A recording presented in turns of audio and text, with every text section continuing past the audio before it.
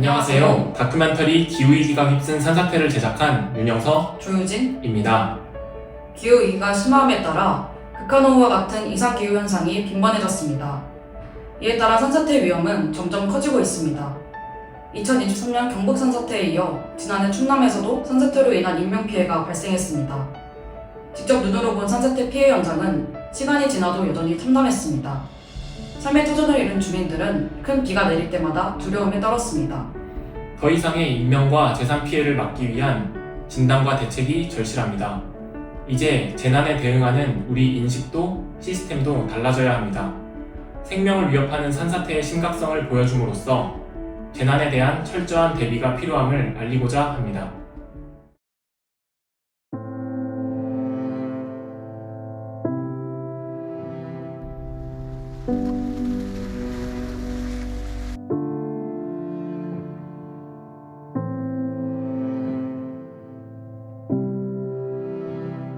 후배 한 사람이 전화가 왔어. 동네도 뭐 지금 완전 집 다 부서진 거 없다 이거야. 문이 뭐 밝은 문이 막 내려오는데. 그래서 장화를 신고 올라가 보니까 그 마을에 16집, 17집인가 살았는데 집 6채가 그냥 형체가 없어, 형체가.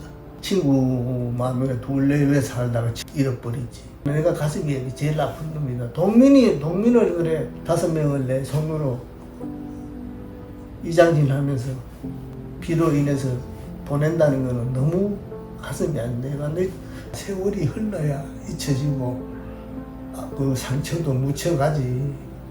이거는 뭐 다른 약이 없어요, 약이.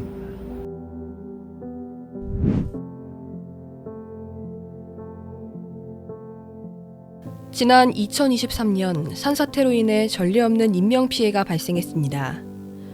장마 기간 최대 400mm가 넘는 비가 쏟아진 경북에서 28명의 사상자가 나왔습니다. 2023년 7월 15일 오전 2시 36분 문경을 시작으로 예천과 봉화 그리고 영주에서 산사태 피해가 속출했습니다. 한밤중 터진 재난에 주민들은 미리 대피하지 못하고 속수무책으로 당했습니다. 이례적으로 많은 비가 오긴 했지만 지자체의 소극적인 대처가 피해를 더 키웠습니다. 봉화군 춘향면에서 경북 지역에 11번째 산사태가 발생할 때까지도 대피 명령은 발령되지 않았습니다. 경북도가 주민 대피 명령을 내린 건 최초 산사태가 발생한 지 만 하루가 다 돼서였습니다.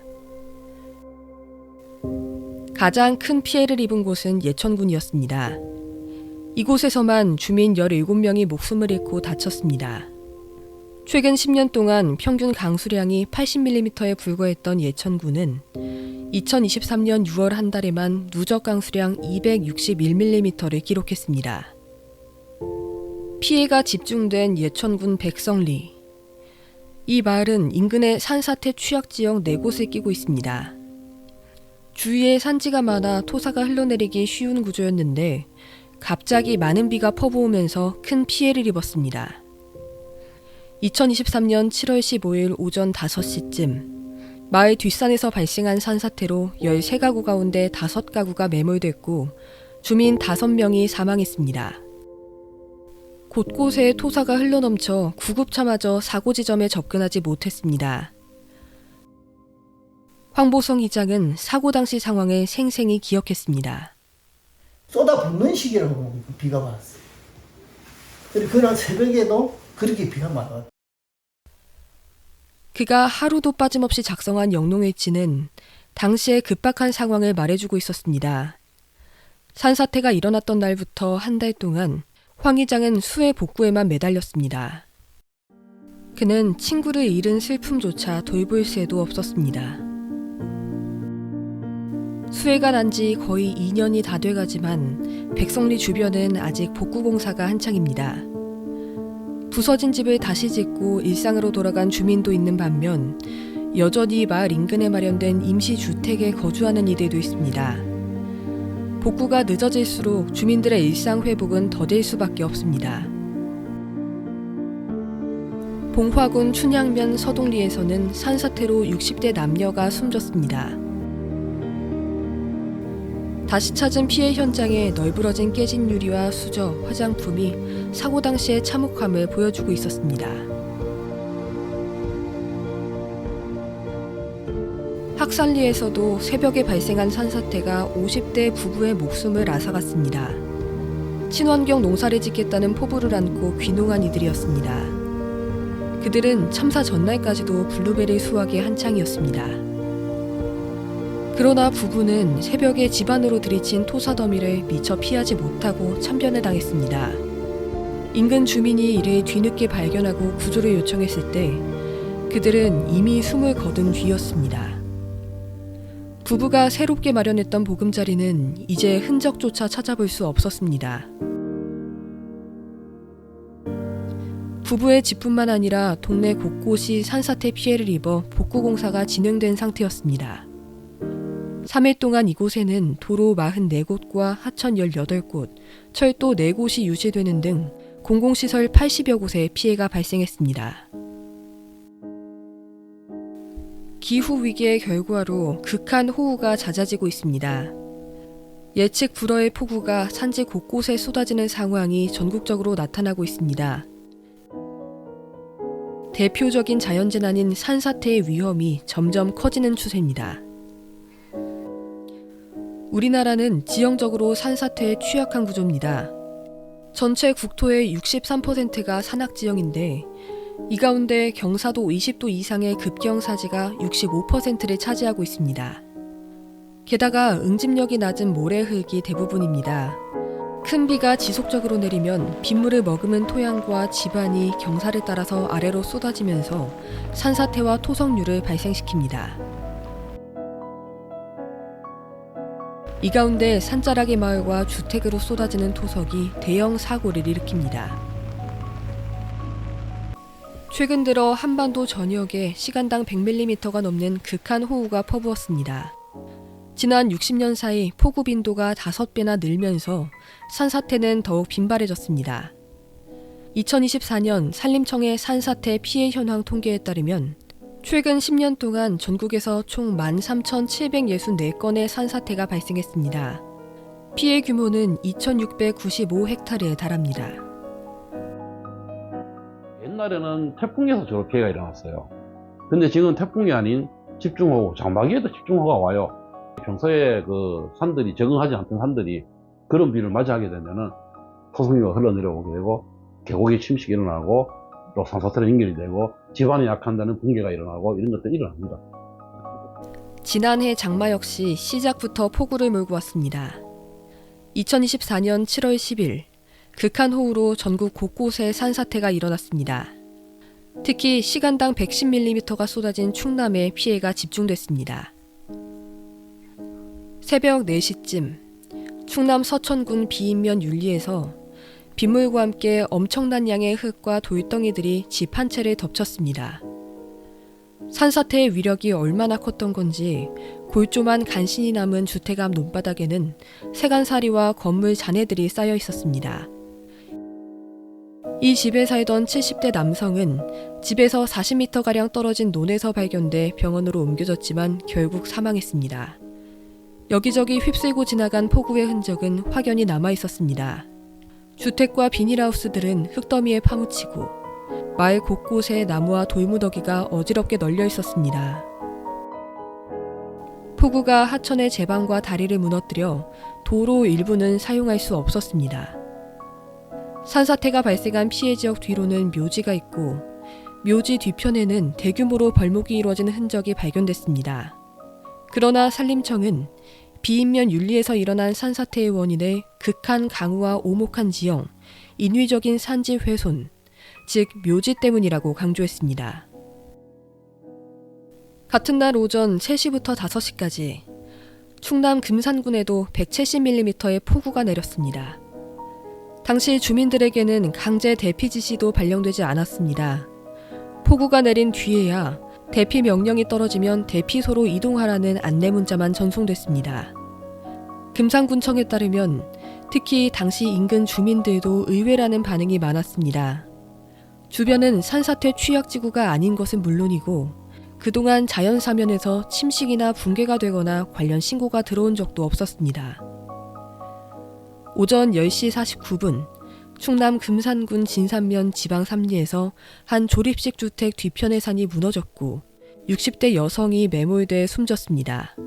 산사태의 최초 시작 지점은 벌목한 목재를 운반하기 위해 산 주인이 만든 임시 작업로였습니다. 폭 1.5m 작업로의 윗부분부터 토사가 떨어져 피해 지역을 덮쳤습니다. 이 길은 2010년 벌목이 이뤄지고 나서도 14년째 방치돼 있었고 배수구도 찾아볼 수 없었습니다. 결국 충남 지역의 산사태 피해를 키운 건 무분별한 벌목이 화근이었음을 알 수 있었습니다.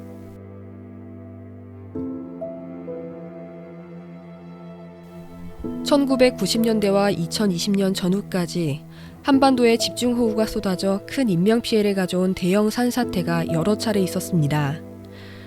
2011년 7월 서울 우면산 산사태와 춘천 마적산 산사태가 언론을 통해 보도되면서 국민들은 산사태의 위험과 충격을 생생히 지켜봤습니다. 하지만 1996년 7월 강원도 철원 일대에서 발생한 산사태는 그 실상이 잘 알려지지 않았습니다. 1996년 7월 26일 오전 4시 25분경 강원도 철원군 대마리 육군 5사단에서 산사태가 발생했습니다. 부대 뒤에 있는 토사 약 1,100톤이 무너져 내려 막사 2개 동을 덮치면서 잠자고 있던 국군 장병 23명이 참살을 당했습니다. 그 해에는 평년 강수량보다 많은 최대 300mm에 이르는 비가 내렸고 피해 당시 철원 지역의 강우량은 무려 527mm였습니다. 96년 7월 철원 산사태는 5사단의 참살을 비롯해 4일 동안 15사단과 6사단, 7사단 등의 국군 장병 60여 명이 참살을 당하는 초유의 피해를 불러왔습니다. 당시는 지금과 달리 군부대에서 발생한 사건 사고가 실시간으로 알려지는 상황이 아니라서 방송과 신문에 보도는 됐지만 사고의 경위와 교훈은 제대로 전파되지 못했습니다. 지금도 5사단 사고 현장에서 참변을 당한 국군 장병들을 추모하는 추도비가 세워져 있습니다. 산사태 피해는 서울도 예외가 아니었습니다. 양재동 매헌 시민의 숲. 우면산 산사태 희생자들을 기리기 위한 추모공원이 있습니다. 사고 지역으로부터 4km 정도 떨어진 곳입니다. 추모비는 높낮이가 다른 15개의 기둥으로 구성됐는데 이는 1세부터 75세까지 다양한 연령대의 희생자를 의미합니다. 2011년 7월 27일 서울 강남 한복판이 진흙탕에 휩싸였습니다. 전날 시간당 113mm의 폭우가 쏟아져 서초구에 있는 우면산에서 산사태가 발생했습니다. 16명이 사망하고 50여 명이 부상을 당한 대형 참사였습니다. 현재는 산사태 피해가 있었다는 사실을 믿기 어려울 정도로 우면산은 고요했습니다. 비가 많이 내릴 때 토사가 흐르는 걸 막아주는 사방댐도 곳곳에 설치됐습니다. 늦게라도 산사태 피해를 예방하기 위한 대비책을 세운 것입니다. 인근 주민들은 주말마다 이곳에서 산책을 즐기면서도 그날의 악몽은 잊을 수 없다고 말합니다. 아들이 학교 간다고 뛰어갔다가 다시 돌아왔어요. 서울구 앞 사거리에 물이 가득 차서 못 건너간다고. 그래서 믿어지지 않아서 내가 남부순환도로 올라왔는데 이미 남부순환도로가 다 흙바닥이 되어 있다고, 산사태. 비가 많이 오는 날은 내가 남부순환도로를 잘 안 와요. 그러니까 본능적으로 그런 것 같아요. 그러나 우면산의 교훈은 오래가지 못했습니다. 수많은 생명을 잃고도 크게 달라진 건 없었습니다. 2000년 이후 산 아래에 우후죽순으로 들어선 전원주택과 펜션들은 산사태 위험에 그대로 노출돼 있습니다. 2020년 8월 경기도 가평에서 쓸려 내려온 토사가 2층 펜션을 무너뜨렸습니다. 2살 아이를 비롯해 일가족 3명이 목숨을 잃었습니다. 산사태 발생 지점 주변으로 펜션을 만들기 위해 베어낸 나무 등 과거에 산지를 개발한 흔적이 확인됐습니다. 2020년 8월 전남 곡성에서 주민 5명이 매몰됐습니다. 집중호우가 내리면서 산 중턱에서 진행하고 있던 국도 확장 공사장에 토사가 흘러 마을을 덮친 겁니다. 산림청은 집중호우를 앞두고 산사태 위기경보 심각 단계를 발령했습니다. 하지만 공사를 주관한 전남도 도로관리사업소와 공사 관계자들은 비탈면 안전검사나 방수포 설치 등 안전조치에 미흡했습니다. 이후 경찰은 수사를 통해 인재라는 결론을 내렸고, 검찰은 비탈면의 부실공사와 관리감독 소홀에 대해 도로관리자와 공사 관계자 등 8명을 재판에 넘기기도 했습니다. 친환경 신재생 에너지로 주목받는 풍력발전시설도 산지를 절취하면서 불가피한 훼손을 하기 때문에 공사 과정에서 산지 복구를 꼼꼼하게 해야 합니다.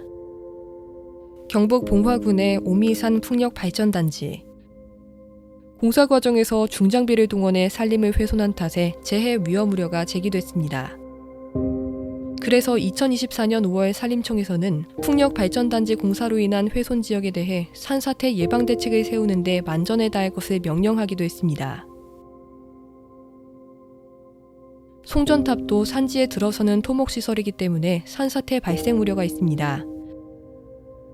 2000년 전후부터 태풍과 장마 등 집중호우가 발생할 때 송전탑 주변에서 산사태가 발생하는 사례가 계속 나타나고 있습니다. 특히 강원도와 경북, 경남 등에서 송전탑 인근에 산사태가 발생해 한전에서 대책을 마련하고 있습니다. 산림청에서도 여름철 전후로 송전탑 주변에서 산사태가 발생하지 않도록 송전탑 관리기관에 대해 지속적으로 관리 감독을 하고 있습니다. 삼척시 가곡면의 풍곡리와 동환리 일대에는 지방 도로가 있습니다. 한반도 생태축의 하나인 낙동정맥이 지나가는 곳입니다. 그런데 이곳에 1998년 지방 도로가 개설됐습니다. 개설 당시 설계와 시공에서 산사태 위험에 촘촘하게 대처하지 못해 지금까지 수차례 산사태가 일어났습니다. 도로를 지나가는 이용자들은 비가 많이 와서 무너진 천재지변으로 생각하지만 도로의 배수 체계를 관리하지 못해서 생긴 인재에 가깝습니다. 우리나라는 산지에 많은 도로가 개설되어 있습니다.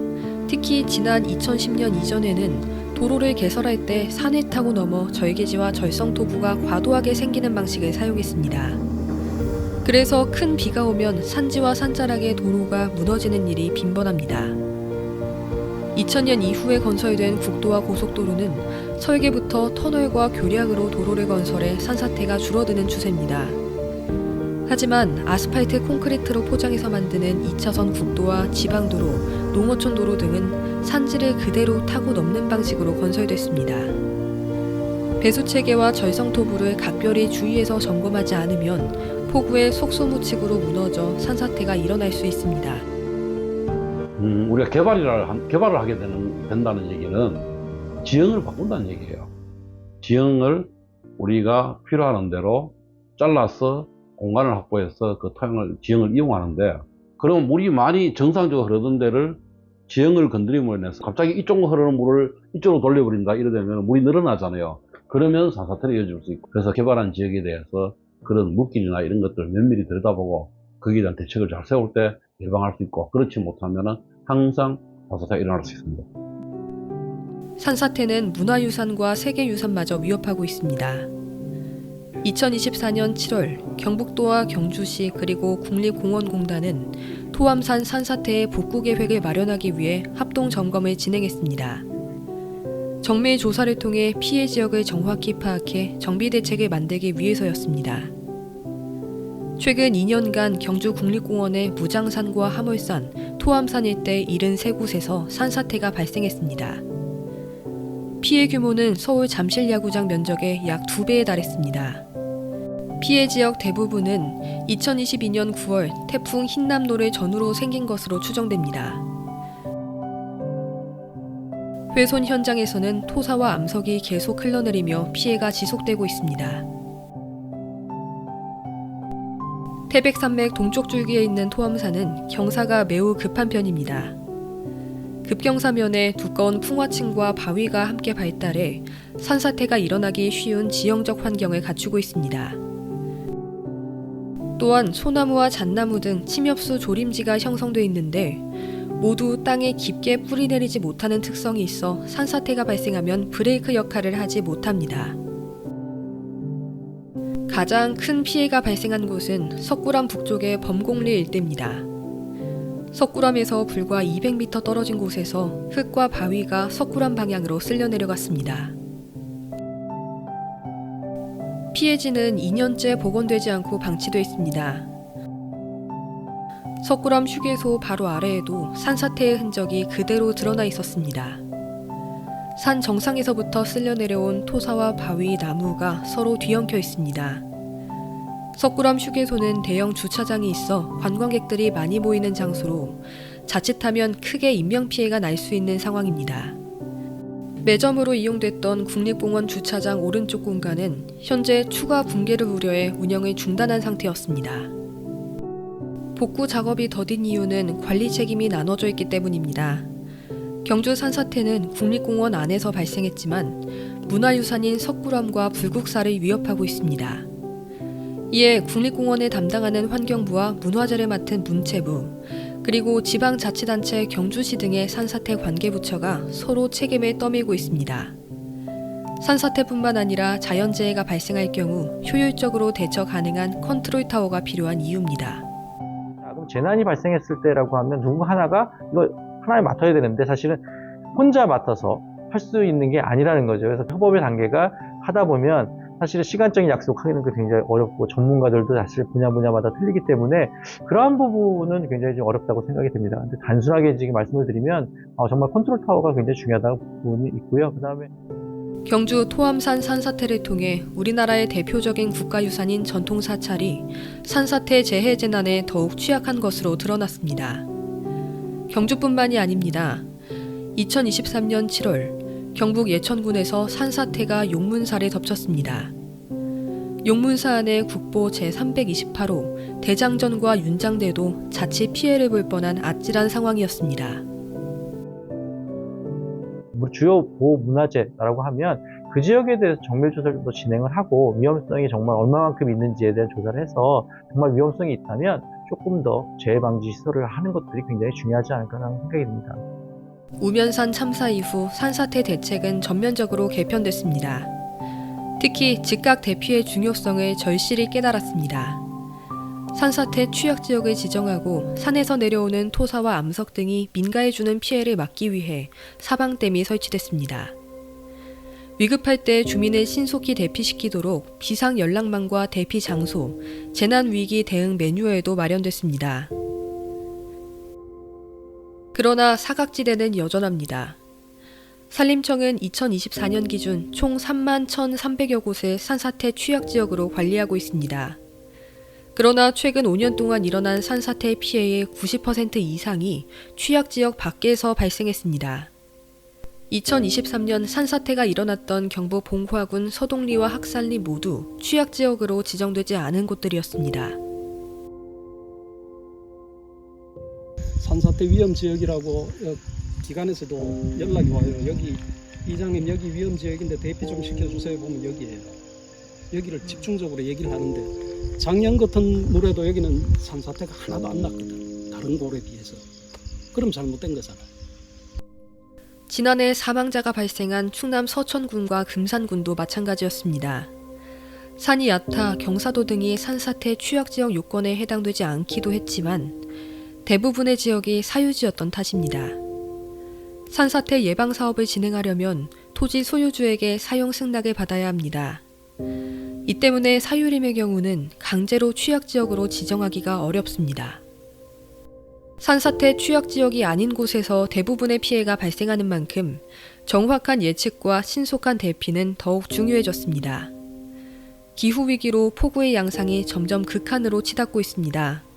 두세 시간에 100mm가 넘게 쏟아지는 강우에 산지와 토양 응집력은 한계를 보입니다. 앞으로도 산지 곳곳에서 폭우로 산사태와 토성류가 발생할 가능성은 계속 높아지고 있습니다.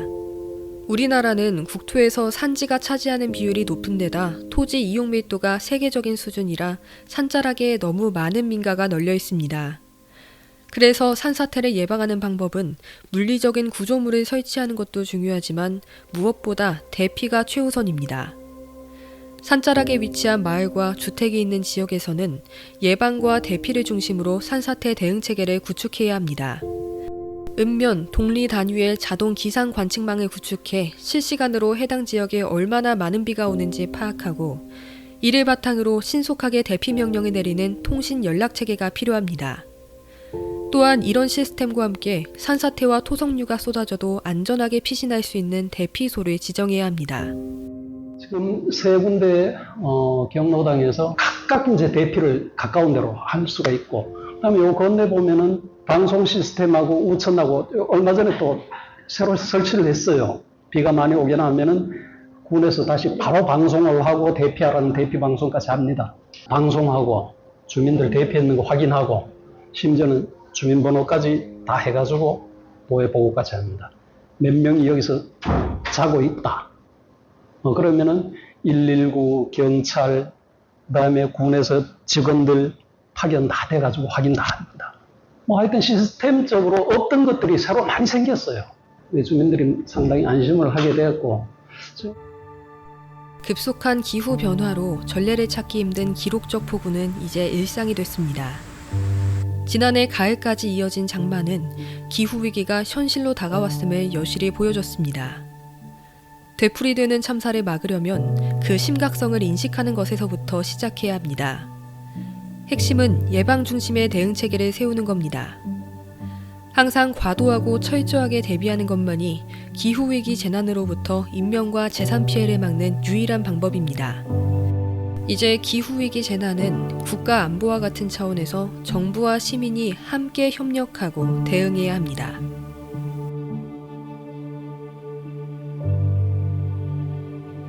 죽은 사람들은 말을 못하지만 그 자녀들이 이제 와가지고 대손통곡을 할 때는 우리는 뭐 어쩔 수가 없잖아요. 큰 죄인 같아. 우리가 못 지키게 좀 죄인 내가 작년 같은 일은 앞으로 내가 살아있는 단에는 없어야 되겠죠.